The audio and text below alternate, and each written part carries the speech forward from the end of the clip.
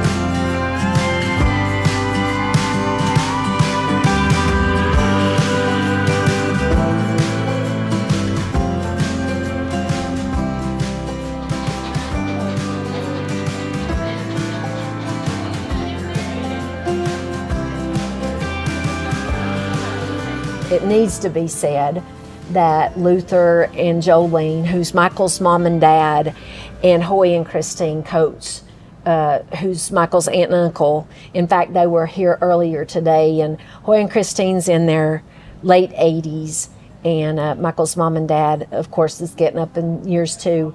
It needs to be said that they started the business, and I always call them the matriarchs and the patriarchs of Coates Produce, and they knew what they were doing, and they've done it a long time, and it works.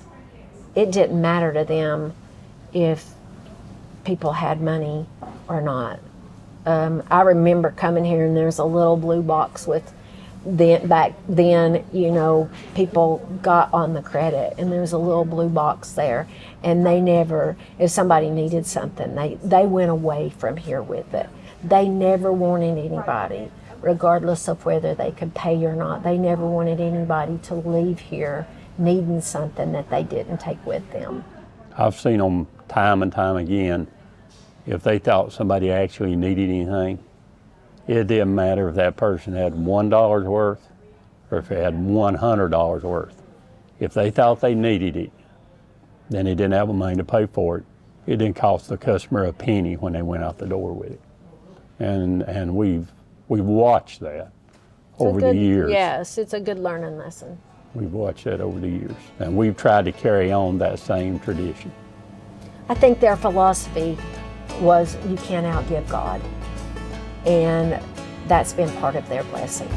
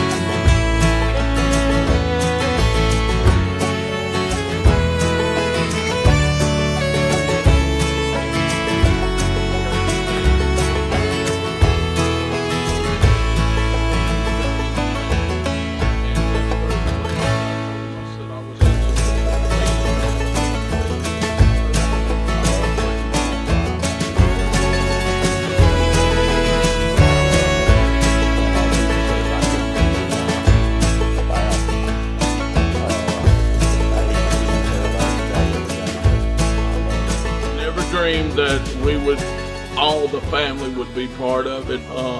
There was the local 13 WLOS came up here and did an interview, and they asked me, they said, what would you say is the greatest thing, or what that you grow the most of? And I told them, I said, what we've grown is a family. And that's very blessed. I told them, I said, I was in the bean field picking beans, and I heard something. I looked and I seen my little 6-year-old grandson coming out through the row of the beans with a little bucket. And as we started out of the field, he was holding my hand, and he looked up and he said, Papa, I'm gonna go home and stay all night with you tonight. And I told that news reporter, I said, that to me was when it became reality, that we really truly have grown a family there on the farm, and that's what means the most to us.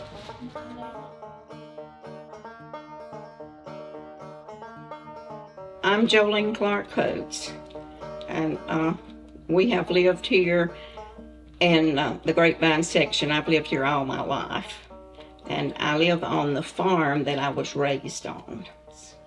And we've lived here all those years and thoroughly enjoyed it. Well, Luther, why don't you introduce yourself? Well, my name's Luther Coates. Most people call me Cap Coates. That's my nickname. And I was born and raised about 3 miles up the road up here. And so after me and her got married, we decided we'd build a house down here, you know. So we just built a house down here, and we've lived here close to 50 years. And we've enjoyed it. It's been nice. We've got 3 sons, and so we've had a good family. Been blessed for the good family. So how did y'all meet? Well, we really met down in the bottom, I guess. I come out of service. Come out of the service, and I did not know him, but my dad and his dad was real good friends. But I knew nothing about his family, and so the first time we was together was really. There was what was it, a hayride or something? No, it wasn't a hayride. Yeah, your mother come and told me that she was wanting to go on a hayride, and she would not let you go unless I took my car and her ride with me. So that's sort of what got us hooked up. I went in service when I was 18.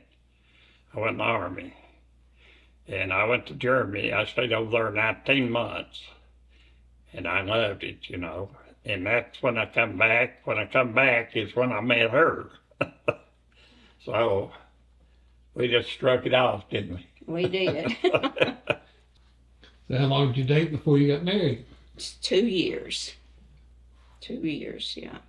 What year did you get married? We got married in 1961.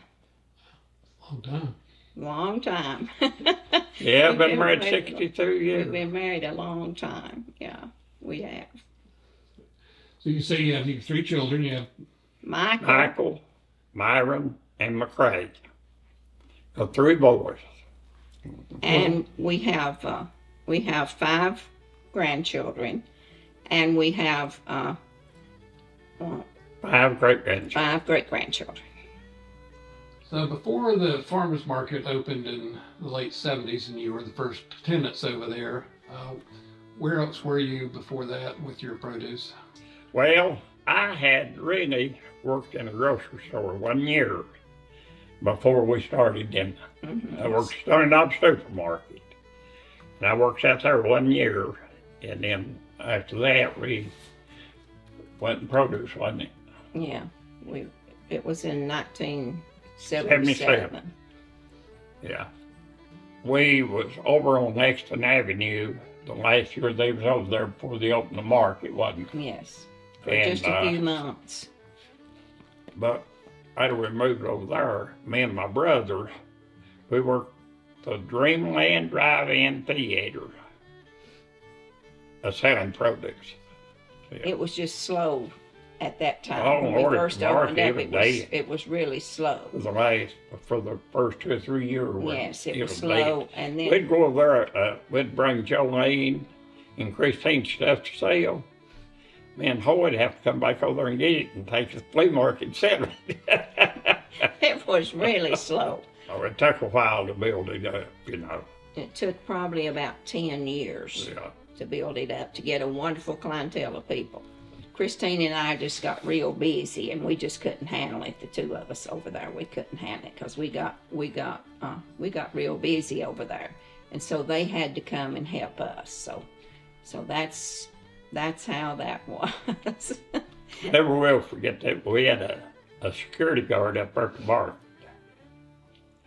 He'd say anything he thought. And he'd have to come there. He have to come there and help Jolene and Christine some, you know. Me and Hoye come back from the flea market one day, and he said, "You boys are going to have to get your butt over here and help these women." But he'd come down and help him. He would come down and help us. We'd get so busy sometimes, so we just couldn't handle every bit of it. So where would you get your produce from to sell? Well, I usually hauled out of Columbia, South Carolina, Atlanta, Georgia, and Knoxville, Tennessee. That's where we hauled our produce from back early, didn't it? Yes. Yeah. Well, we got a lot of it from Hendersonville. We got a lot of it from Madison County. We got a lot of it from Laurel and Yancey County, everywhere. Yancey County. All the counties around. And Mitchell County. We got a lot of it from Mitchell County, too. I mean, it's everywhere around. And all the farmers that came in, the way they did us, they would come, they would tell us what they had, and they would come. They would call. They would call and ask us what we needed, how much we needed, and we would tell them, and they would have it setting outside when we got there the next morning. And that makes a big difference. I mean, you have to, when you sell produce, you have to depend on farmers. And they just always brought in good products, you know, and we've always tried to have the best that we could possibly put on the table. I would never have put anything on the table that I wouldn't have brought home myself. Really, the farmers is what kept us in business. The farmers did. Because they was one brought stuff in, wasn't it? Mm-hmm. And I appreciate the farmers. I really do. And it's hard. And it's what they hard done work. for us, I mean, it helped us. And the building that we're in now was the first building on the Western North Carolina Farmers Market. And we were the first people to have anything, to put anything in the market. And we had 2 tables at that time. Our customers seem just like family to us, because we have customers that started with us in the 70s, and then their children, and then their children. We've just got a wonderful clientele of people, and they have just traded with us, and not traded, you know, they've just always traded with us, because we've tried to treat them the way we like to be treated. So when did you decide to retire and turn it over to the next generation? Well, we stayed in it, 45 years? About 45, yeah. And then we turned it over to our son and grandson. That's what we did, yeah. We thought that was long enough. But we miss it. We miss it. Yeah, I But we go miss in people. every Miss once in a people bad. All of our customers that we had, I really appreciate them. I mean, they're the one that kept us in business so long, because they was faithful. They was real faithful to us. And like Jolene said, they was just like family to us, you know. And I still miss them. I do. I'm Christine Bradley Coates, and I grew up right here. I've lived in this area all my life. I've never been very far away, almost inside of home where I was born. So, Mr. Coates, why don't you introduce yourself and tell me a little about your growing up? Well, man, we was neighbors when we was growing up. I moved here when I was 13. I used to live over on East Fork. Daddy was renting, and then he bought this. We moved over here, and me and her was neighbors. Me and her met her, and we got tangled up together, and we've been together a long time.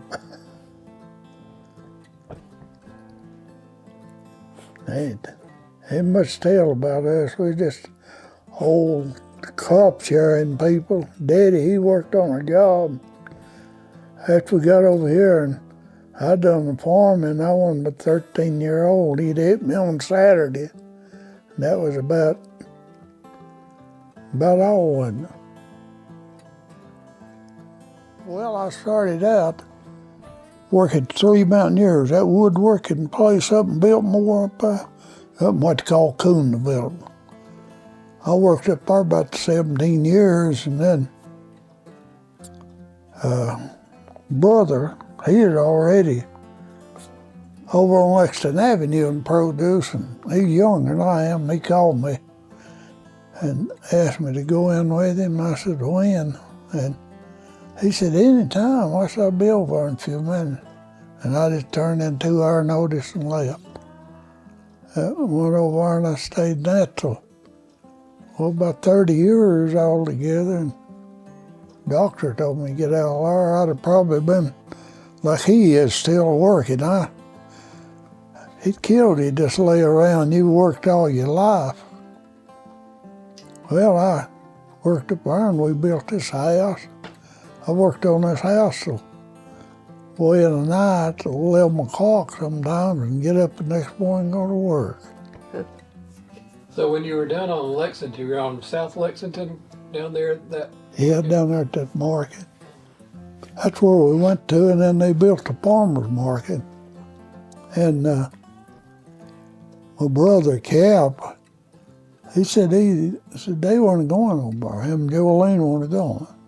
And I said, Lord, I'm going if I have to go myself. I know it's right there between them roads, and bound people get off to see what's going on. And we went over, and it took us a long time to get to going. And me and Cap worked the flea market. We hauled our stuff from Columbia, most of it. And seemed like every trip we'd go to Columbia, it just got further and further. 26. We'd leave here sometimes at 11 o'clock of the night and get down there. And then sometimes we'd leave like on Wednesday evening and go down there and stuff scarce, and you'd have to watch at the gate, to see what come in to see if you could buy it. But when we first went into it, it was rough, but we finally got a business going. But me and Cap, they come on over with us after me and my sister went over and got the place. And we got it, and then they come right on over with us. The next day we started putting stuff in there, and there's paving the parking lot. We put molasses and honey and jelly and stuff in there for all day that day. Getting it set up for the next day to open. Opened it 1st of September in 77. How long did you stay over there? Stayed there about 30 years. It was a long time.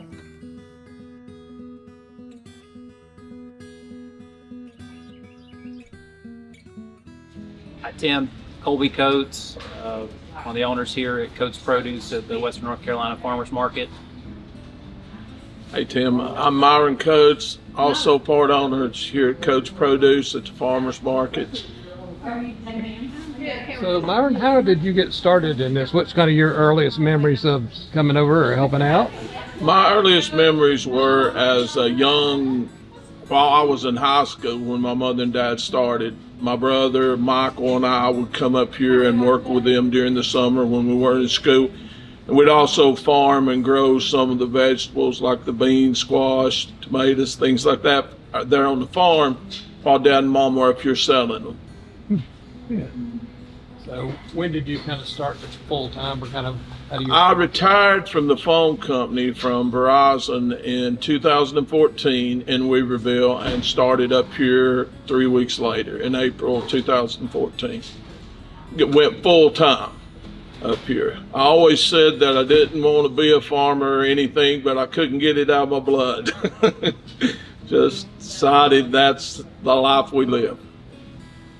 Colby, what's kind of your earliest memories of hanging out here?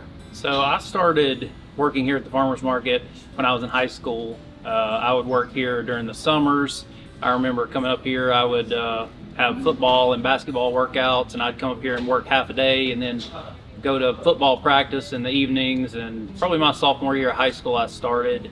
And then once we got into college, my brother and I worked here while I was going to college. And my brother and I wanted to make a little extra money on the side as well, so we started doing some farming at the house. We grew the heirloom greasy beans. We grew some tomatoes, some heirloom tomatoes. We grew squash and cucumbers and different crops, and did that through college. It really helped me, support me while I was going through college. Once I got out of college, I got got an engineering degree. And got into work in the corporate field, and worked in that for about 6 years, and then was looking for something to change up a little bit. And when COVID got really bad in 2020, my dad asked me if I wanted to come back and take a bigger role here at the farmers market, and so we started in April of 2020 and have been doing it ever since. And Myron, how about you? I know you've been doing this a long time, but it's your second career, I guess you would call it. So what kind of positives do you take away from it? I enjoy, I'm a big people person, and I love to talk. So I enjoy, I guess, that, just talking with the customers, seeing them coming in, interchanging, and doing that. I mean, just building that relationship that they're not only your customer, but they're your friends, and you know what I'm saying, they're part of the community, part of the family, and that to me, I can't wait to come every morning and just who's going to come in and who you're going to get to talk to, because I like to talk. So you farmed also, I guess, growing up? Mm-hmm. Tell me a little bit about that. Yeah, my brother Michael and I, while Dad and Mom would work here, we used to raise a lot of the burley tobacco. And then as it was slowly coming to an end, we transitioned into the heirloom beans, the greasy beans that Colby talked about. We raised heirloom tomatoes. We did squash, patty pan, zucchini, cucumbers, and then we would grow candy roasters, pumpkins, all the fall squash, everything toward that. And we're very fortunate there on the farm. My dad's got about 13 acre of bottom land at one place, and then about 6 or 8 acres on another. And then on the farm where I live, there's probably about 4 or 5 acres of farmable flat land. So we were able to use, and that was a blessing that we had that. Yeah. Well, what does it feel like to have a son that's going to possibly take over one day? You happy about that, for sure? I am very, very happy.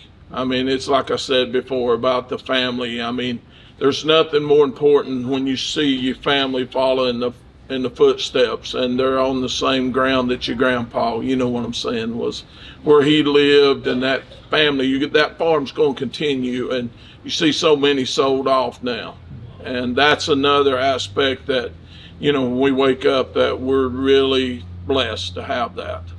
So Myron, what does living in Appalachia mean to you? Well, it means to me church, family, good people, good neighbors, good life to me. I mean, don't get no better than living here. I mean, with my work with the phone company, the first 8-10 years I worked the phone company, I traveled a lot. And I always knew that no matter where I went, I was going to end up back in Madison County living on the farm, because that to me was, You know, you see a lot of people choosing to leave or go somewhere, but to me, I knew what we had there on the farm. And I always wanted that. That was always my desire, to be right there. And that's, to me, is the greatest thing about Appalachia. I'm Kim Coates, and I work here at Coates Produce with my husband, Michael. I'm Michael Coates. I'm one of the co-owners of Coates Produce. We're partnered with my brother, Myron Coates, and his son, Colby Coates. And so Michael's mom and dad had a truck, and I remember I might have been 10 or 11 years old, but they had an old hanging scale, the old kind that they hung on the back of a, I think they had a cattle truck, like with cattle panels on it, and they hung a scale on it, and the people in our community, they'd bring that home, and so when our harvest was over, if we were done with tomatoes or whatever, if we were done, they would bring it home, and the people in the community went down there and bought at their house and bought produce from them. So they'd put that stuff in that hanging scale, and that's my first memory. But then Michael and I got married, and I went to work with Hot Springs Health Program and worked there for 25 years. And when Hoye and Christine retired, the first partners, Michael and I, bought their part of the business, and I've been here with them ever since. You remember roughly when that was, when you bought out your uncle and aunt? Probably around the year roughly 2000, early 2000. So we've been partnered. We partnered with mom and dad until my mom and dad sold out to Myron and Colby, and so 20 plus years probably we've been partners in the business. One of my fondest memories, I guess, is we used to have to haul, when it wasn't our growing season, we would haul produce out of Columbia. So Dad had been to Knoxville to get produce, and they didn't have anything in Knoxville, so he needed to go to Columbia. So I just had a driver's permit. He said, Michael, you want to drive to Columbia for me? I said, yeah, I'll drive a truck to Columbia. So he laid down in the truck, tried to get some sleep. I was 15 and a half years old, and I got in the truck and drove to Columbia. And every little bobble I'd make with a truck, he'd jump up and his eyes would be that big around, but I made it to Columbia, South Carolina in the truck. So you used to buy everything there and then bring it back to Asheville? When our growing season, after our growing season was over, of course, our growing season is short here in the mountains. So after our growing season was over, we would do that, or watermelons, cantaloupes, the products that we actually do not grow here in the mountains. We would go to Columbia and get and haul back here. Sometimes 2 or 3 times a week, 2 or 3 trips a week. So how does that work today? Are you able to buy more local, or have actually, most of it is delivered to us now. We've got a great relationship with over the years, we've built a relationship with some really great farmers, and most of it's delivered right to our door. And it is all local. If it's our growing season, Hendersonville, McDowell County, Yancey County, Madison County, when it's our growing season, it's all local. Our routine here is we come in every morning and get everything set up on the table, and our employees, if they get here before we do, they get that started. If we get here before they do, we get it started. And of course, we open at 8 o'clock. We try to be here about 7:15. If it's in the summertime, we're here even earlier. But we try to be ready to open the doors at 8 o'clock, so when the customers come in. And the good thing about having good employees is you don't need to tell them what to do.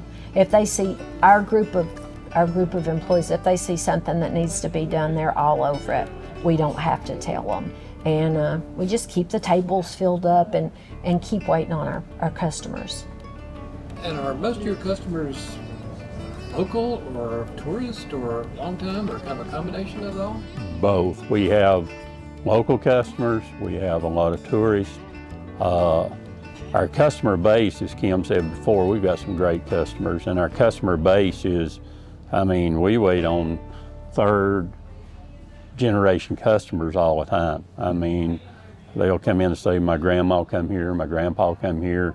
And it's just the Lord's blessed us, and we've always strived here to treat people exactly the way we'd like to be treated if we walked into a business, and that's treat them like friends and family. That's kind of the way we was raised, is to treat people respectful, like friends and family. That's what we've always tried to do. We kindly watched Mom and Dad over the years do that. They taught us.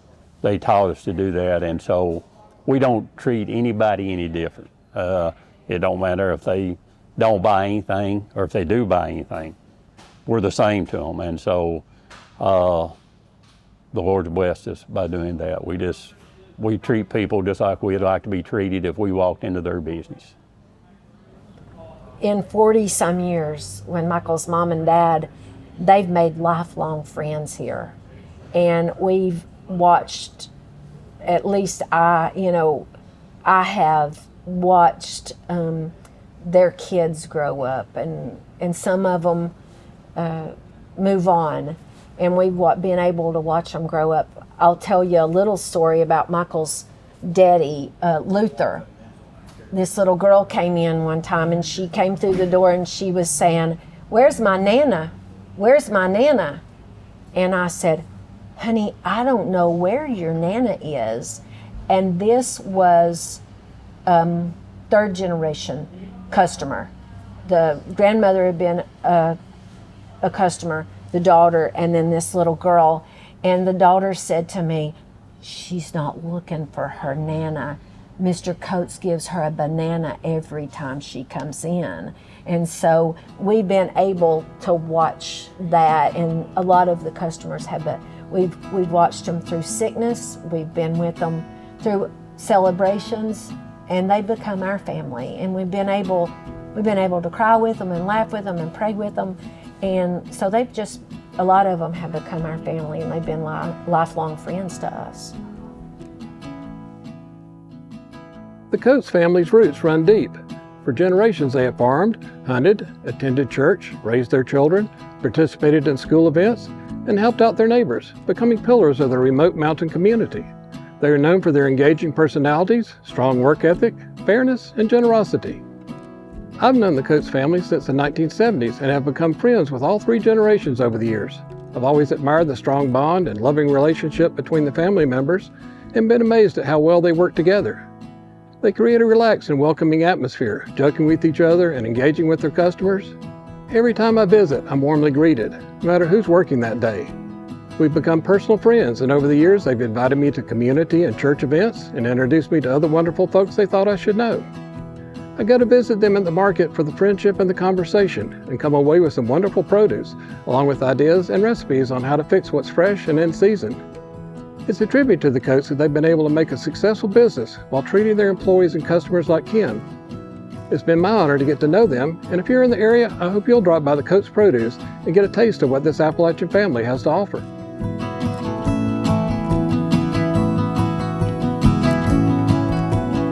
If you share my interest in the people and places I call home, be sure to hit the like and subscribe buttons to learn more about this way of life.